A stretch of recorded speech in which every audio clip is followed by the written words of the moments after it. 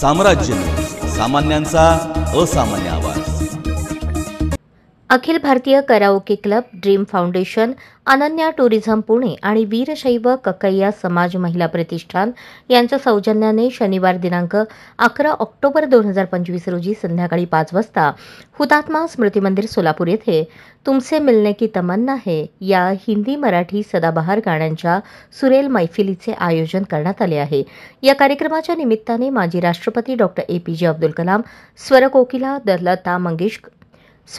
लता मंगेशकर यांची जयंती आणि पार्श्वगायक स्वर्गवासी किशोर कुमार यांच्या पुण्यतिथीचे औचित्य साधण्यात आले आहे। या कार्यक्रमात मनोरंजन क्षेत्रात उल्लेखनीय कामगिरी करणाऱ्या अनेक दिग्गज गायकांना SP ग्रुप गायन पुरस्कार 2025 ने सन्मानित करण्यात येणार आहे।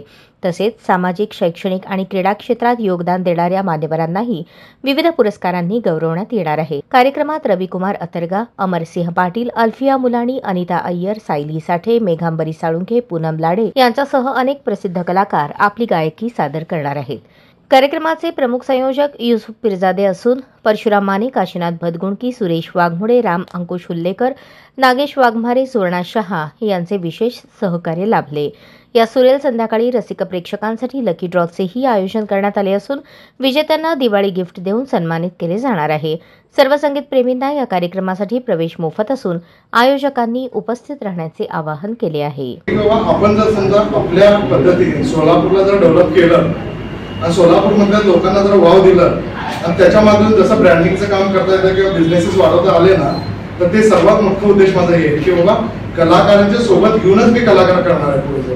म्हणजे एक कलाकार जर समजा इथं तयार झाला तर त्याचं जे जर आता अमिताभ बच्चनला घ्यायचं जर ठरलं तर मी तर घेऊ शकतो। या कार्यक्रमामध्ये सोलापुरात ज्यांनी 20 ते 25 वर्ष गायकी क्षेत्रात घालवलेलं आहे, अगदी योगदान म्हणजे सर्व भाषेतून त्यांनी आपल्या गाण्याची कौशल्य आणि लोकांना मंत्रमुग्ध केलेले आहेत अशा 5 दिग्गज कलाकारांना लता मंगेशकर, किशोर कुमार यांच्या नावाने गायन पुरस्कारांनी सन्मानित करण्यात येत आहे।